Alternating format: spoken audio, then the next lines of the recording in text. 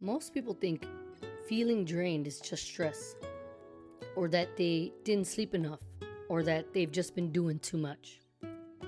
But that's not always what's happening, because you can spend hours doing something physical and feel fine, but then spend 10 minutes with the wrong person and feel completely exhausted. That's not random, that's a pattern. And once you see it clearly, you stop blaming yourself for it.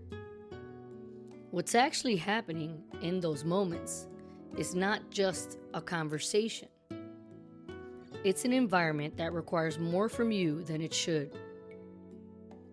You're not just listening, you're managing. You're managing tone, you're managing reactions, you're managing how things are being interpreted. And sometimes, you're managing someone else's emotions on top of your own.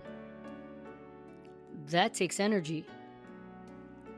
A lot more than people realize. Because you're not being allowed to just exist in the interaction.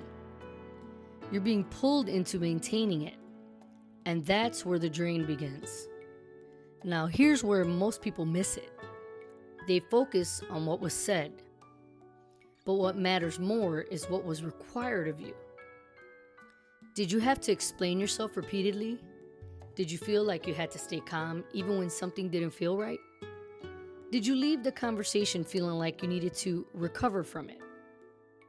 Those are signals. Not that you're weak, but that the interaction itself was unstable. And your body recognizes that before your mind fully processes it. That's why you feel tired even when nothing big happened. Because it wasn't about one moment, it was about the pattern. And when that pattern repeats, your system starts to anticipate it.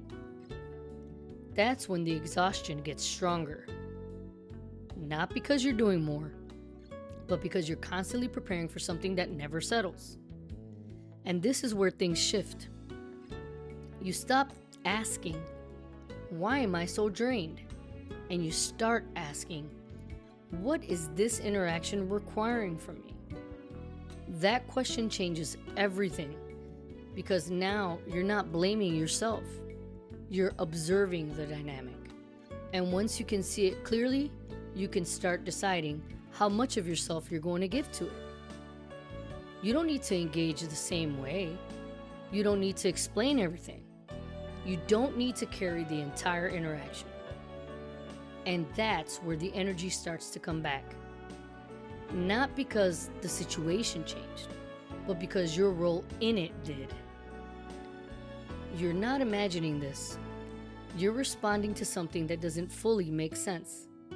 And once you can see the pattern clearly, you can start choosing how you respond to it.